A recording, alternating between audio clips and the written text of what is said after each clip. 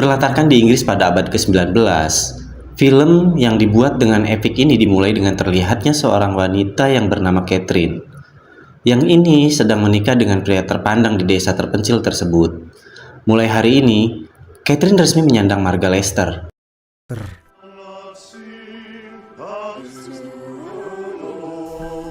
Menikah tidak seru dan asik rasanya kalau tidak malam pertama. Untuk itulah, Catherine Leicester sedang menunggu suaminya di kamar. Dan sudah tidak sabar untuk usluk-usluk dengan suaminya. Sambil Catherine menunggu, Catherine dirapikan oleh pembantu keluarga Leicester yang sudah lama membantu sebagai pembantu di rumah Leicester. Ia bernama Anna.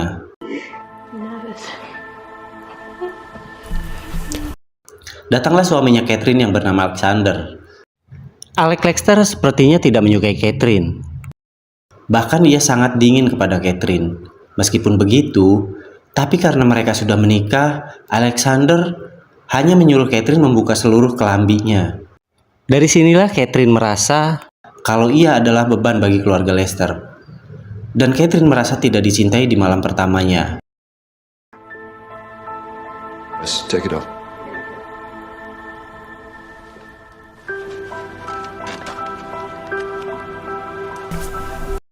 Keesokan harinya, Catherine memang seperti jadi ratu dan selalu dilayani oleh Anna. Tapi Catherine merasa gabut.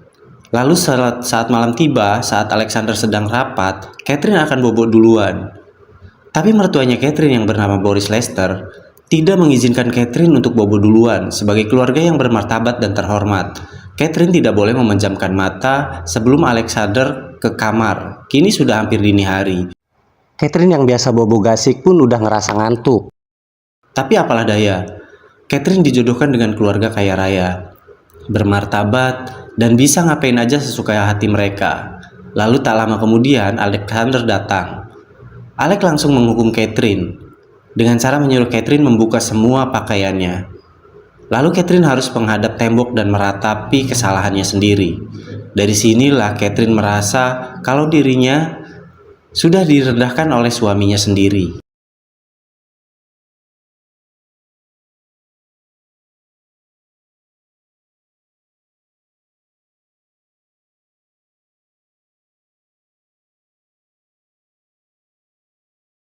Keesokan harinya, karena Alex sudah berangkat bisnis dan tidak akan pulang dalam waktu dekat, Catherine makan bareng mertuanya yang seorang duda. Akankah nanti Catherine akan berhubungan dengan mertuanya seperti di film-film Jepang? Oh, tentu saja belum jelas ya guys. Yang pasti Boris mengatakan kalau Catherine harus terbiasa hidup bermartabat.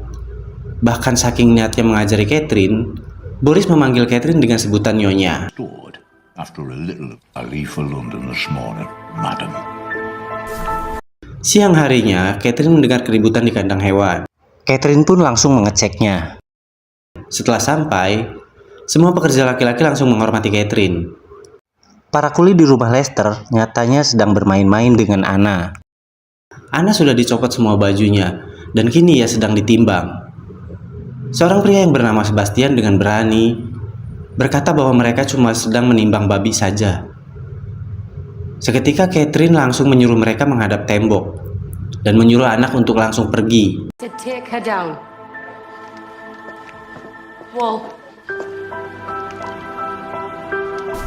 Setelah itu Catherine malah kaya, nantang dan menanyakan berapa berat badan Catherine.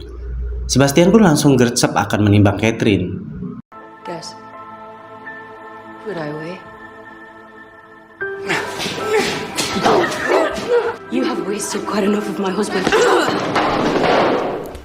Kejadian barusan, Catherine seperti kehilangan sedikit wibawanya di hadapan para kuli. Catherine kembali ke rumah dan menanyakan soal Sebastian. Dan Anna menjawab Sebastian adalah kuli baru dan belum tahu tata cara kerja yang baik. Dan benar malam harinya, Catherine tidak bisa merem dan butuh dicelupkan.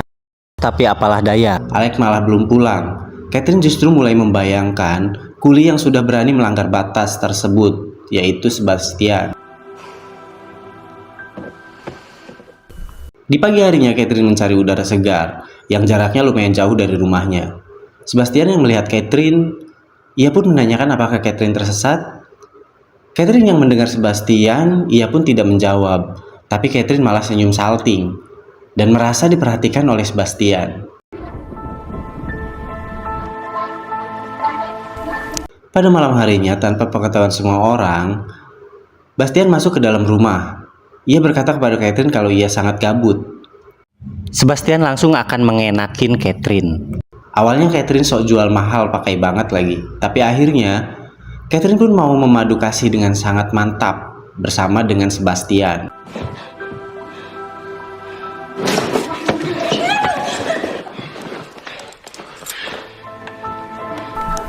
Baru beberapa detik, Sebastian sudah cerot duluan. Meskipun Catherine masih sangat birahi, tapi Catherine merasa it's okay, udah lumayan lah. Bahkan di pagi harinya, Catherine jadi kesiangan. Hari ini Catherine tidak akan ke gereja. Anna pun meninggalkan Catherine. Tak lama kemudian, datanglah Sebastian. Mereka pun langsung tancap gas sampai kandas, sampai jebol. Siang harinya, Catherine ditemui oleh pendeta karena tidak datang ke gereja. Pendeta menyarankan untuk memeriksakan dirinya jika Catherine sakit. Tapi pendeta itu tahu kalau dirinya tidak sakit dan sering melihat jalan-jalan keluar. Been taking the air lately. What's the matter? No doubt, bro. Thank you so much. Di esok paginya, agar aman Catherine dan Bastian main di hutan. Tapi di waktu yang bersamaan, Anna sedang mencari kayu bakar di hutan juga. Bastian pun langsung menemui Anna sambil menyapa Anna dan mengatakan bahwa dirinya sedang berjalan-jalan membawa anjingnya sendiri. Anna pura-pura percaya saja, tapi Anna berkata kalau Alex tidak senang jika miliknya Alex dipakai oleh Sebastian. Seketika Sebastian tahu kalau Anna sudah tahu soal dirinya dan Catherine. Lalu dengan nada mengancam, lalu Bastian menegaskan lagi apa yang Bastian pakai dari Alex. Dan Anna mengatakan kalau Bastian cuma memakai anjingnya untuk berburu di hutan. What's been happening? Thank you, Anna. Malam harinya, secara diam-diam Anna mengintip Bastian dan Catherine yang sedang beradu mekanik. Berminggu-minggu sudah Boris pergi. Ia pun sudah kembali. Saat makan malam, Boris ingin minum Fleury. Tapi saat Anna mengambilkannya, minuman itu sudah habis karena dihabiskan oleh Catherine. Anna kembali ke meja makan dan meminta maaf kepada Boris. Tapi Anna tidak bilang kalau Fleury itu dihabiskan oleh Catherine. Alhasil Boris pun jadi menghukum Anna. On your hand. I'll treat you like an animal. Keesokan harinya, Boris sudah tahu siapa yang menghabiskan minuman tersebut. Ia pun langsung menghukum Bastian.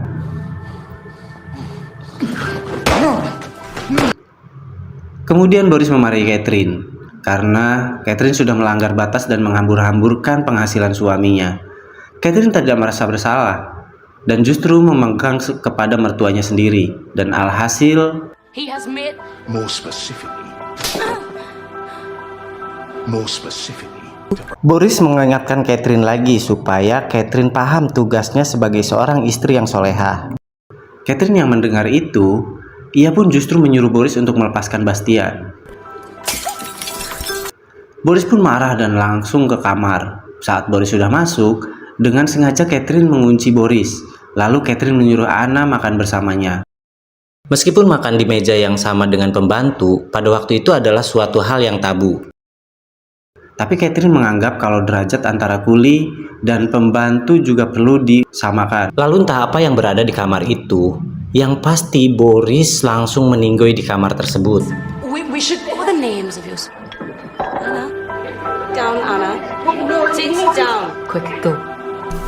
Setelah itu, Catherine langsung melepaskan Bastian yang sudah disiksa. Datanglah sepucuk surat dari Alex yang mengabarkan bahwa meskipun ayahnya meninggal, tapi Alex tidak akan pulang.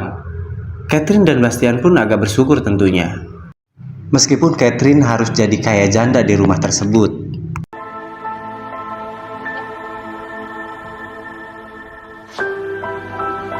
Setelah pemakamannya Boris, Anna dan Bastian jadi bebas kayak orang yang udah nikah dan kayak orang yang punya rumah tersebut.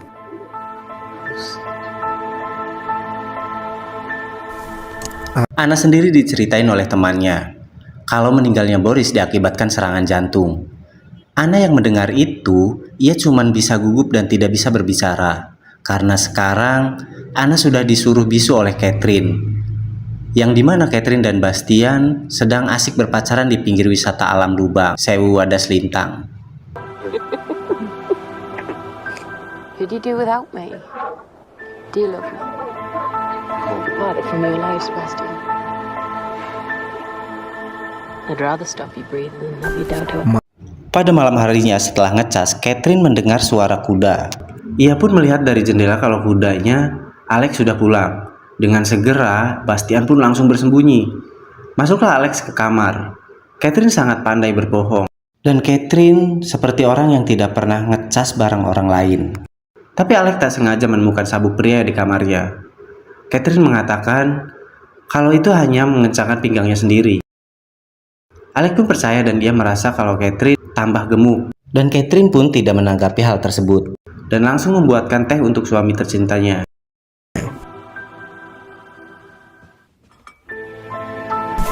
Sambil duduk santai, mereka pun ngobrol tentang ilmu bikin dedek bayi.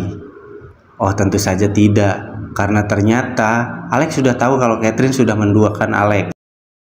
Dulu Catherine dibeli oleh Boris.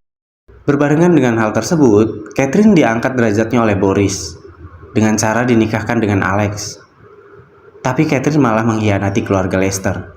Kabar baiknya, Alex tak cemburu karena Alex tidak cinta kepada Catherine. Tapi kabar buruknya, Catherine disuruh kondangan di seluruh negara.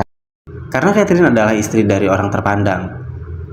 Kemudian meskipun Alex sudah dikhianati, tapi Alex yang sudah terlanjur menikah dengan Catherine, ia pun memaafkan Catherine asalkan Catherine berhenti berhubungan dengan si Boris tersebut, supaya nama baiknya Alex tidak hancur. Catherine tidak mau dan dia mengeluarkan Bastian. Lalu Catherine memasukkan icip-icip dengan Bastian ke dalam lubang vertikalnya di depan Alex, langsung emosi dan menghajar mereka berdua.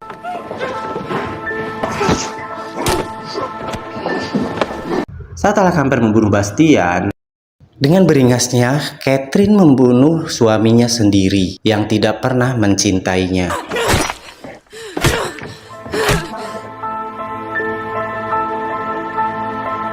Karena takut diadili oleh para warga, saat sebelum subuh, Catherine menyuruh Bastian untuk menguburkan Alex tanpa ketahuan satu orang pun. Catherine sendiri OTW ke tengah hutan dan dengan sengaja membunuh kudanya Alex.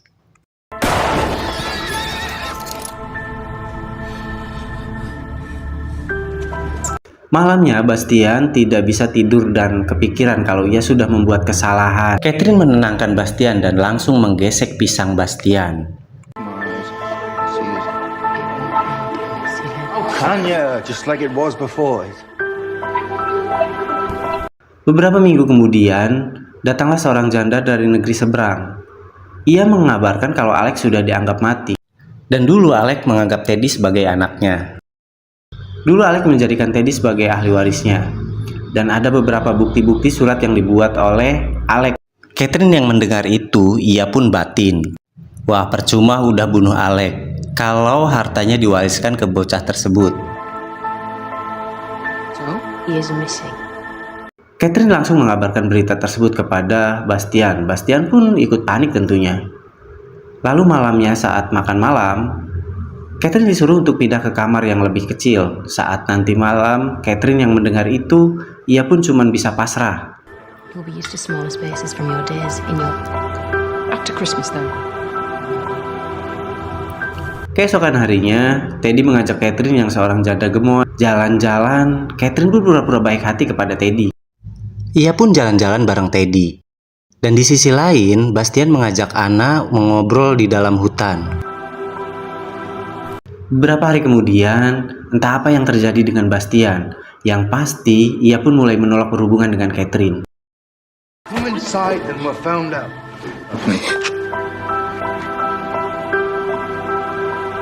Esok harinya, Teddy sedang bermain di pinggir air terjun. Lalu singkat cerita, Sebastian pulang dengan membawa Teddy yang sudah pingsan. Bastian menyuruh mereka untuk segera menyelimutinya. Bukannya mereka berterima kasih kepada Bastian yang sudah menyelamatkan Teddy. Mereka justru menghina Bastian karena Bastian hanya kuli dan berani-beraninya memerintah mereka. Bastian pun tak peduli dan langsung pergi. Lalu Bastian memutuskan kalau ia akan pergi dari rumah ini. Bastian merasa menyesal sudah menyelamatkan Teddy. Malah dihina oleh orang tuanya Teddy. Catherine yang mendengar hal itu, ia pun menenangkan Bastian dan Catherine sudah punya sebuah rencana. It doesn't have to be if you trust me. Sudah dini hari Teddy sudah diobati oleh dokter. Tapi hingga kini Teddy belum sadarkan diri. Catherine berbaik hati dan menyuruh ibunya Teddy untuk tidur. Sedangkan Catherine sendiri yang akan menjaga Teddy. Setelah situasi sepi, Catherine mengusluk-usluk Teddy. Bosnya yang masih kecil, oh tentu saja tidak. Catherine memanggil Bastian. Lalu setelah Bastian memastikan situasi aman, Bastian membantu Catherine untuk menghabisi Teddy yang kini baru saja terbangun dari pingsannya.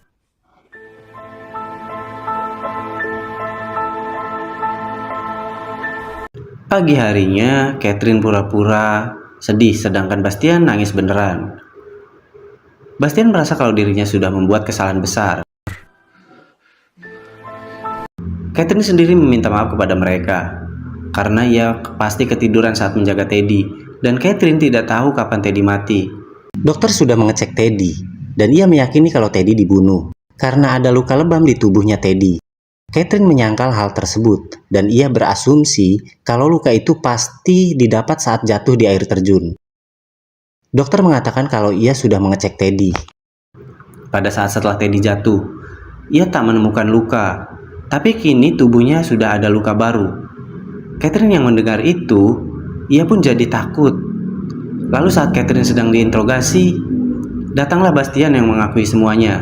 Bastian mengaku kalau Catherine lah yang membunuh Teddy. Dan Bastian juga ikut membantunya kilisi Teddy. Catherine juga lah yang membunuh Alex dan membunuh Boris pakai jamur beracun. Catherine yang terpojok, ia pun tak kehabisan akal. Catherine menyangkal semuanya. Dan Catherine membuat sebuah cerita yang baru. Bahwa Bastian dan Anna adalah pasangan. Dan sangat takut ketahuan pacaran. Boris menyuruh Anna dan Bastian agar tak berhubungan, supaya nguli mereka fokus. Tapi Bastian dan Anna tetaplah berhubungan. Boris yang tahu itu, sempat menyiksa Bastian dan Anna. Kali ini, Catherine curiga kalau Boris dibunuh oleh Bastian. Dan Anna dengan motif balas dendam, karena sudah disiksa. Lalu mengenai Alex dan Teddy, Catherine tidak mengakui kalau ia sendiri yang membunuhnya. Catherine justru menuduh Bastian yang sudah membunuh mereka berdua. Catherine memang tidak punya bukti. Tapi jika Anna dan Bastian memang tidak melakukan pembunuhan, pasti Anna bakalan bicara untuk membela dirinya dan kekasihnya. Anna yang sekarang hanya kayak orang bego, ia pun tidak berbicara sama sekali. Dan alhasil, ibunya Teddy yang mendengar itu, ia langsung percaya kepada Catherine. Anna will say if otherwise. Anna did it.